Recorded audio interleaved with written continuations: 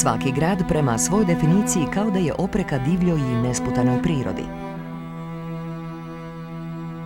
No grad Zagreb ima tu sreću da se do samog njegova središta spušta zelenilo medvedničkih šuma.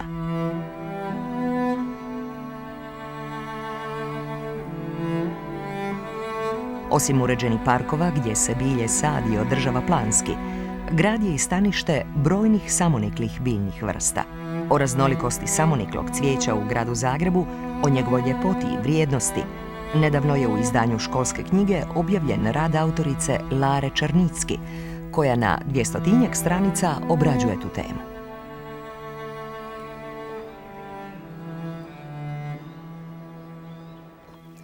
Ovo je prva i za sad jedina knjiga koja je napisana o samoniklom cvijeću koje raste u gradu Zagrebu.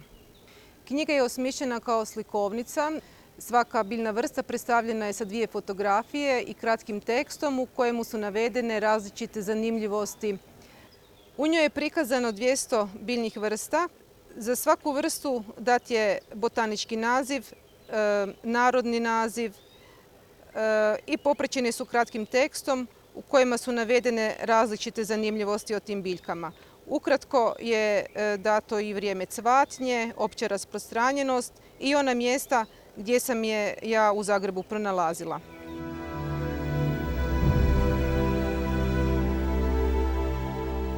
Zgrade postaju strme litice, fasade vapnenačka podloga, a vlažni otvori podruma oponašaju špiljska staništa.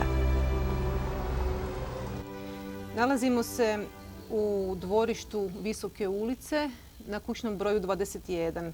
Ovdje raste žuta šupaljka, biljka koja je inače prirodno rasprostranjena u Alpama, a prije nekih 8 godina je pronađena ovdje na Gornjem gradu u Demetrovoj ulici, susjednoj na Starom zidu.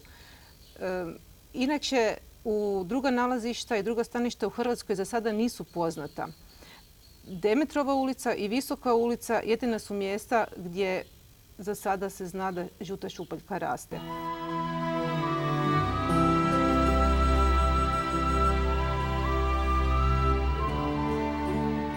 Nema biljke koja na neki način nije korisna, a sve imaju pejsažnu vrijednost.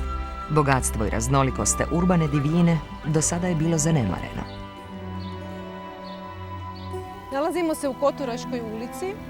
Ovdje smo pronašli lucernu. Lucerna je jedna od najstarijih krmnih biljaka, a danas se nalazi rasprostranjena po cijelom svijetu.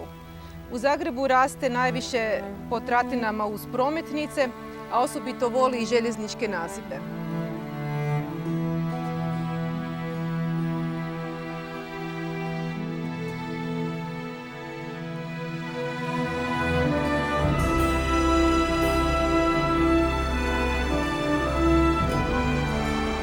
Kontrolirana strogoća grada prožeta nesputanom prirodom ideal je nikada dosegnut i ostvaren.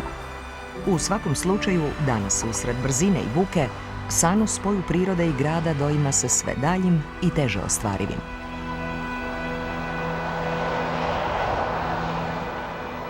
No još se naši djedovi sjećaju svijeta koji je bio puno mirniji i čišći, ugodnije mjesto za život.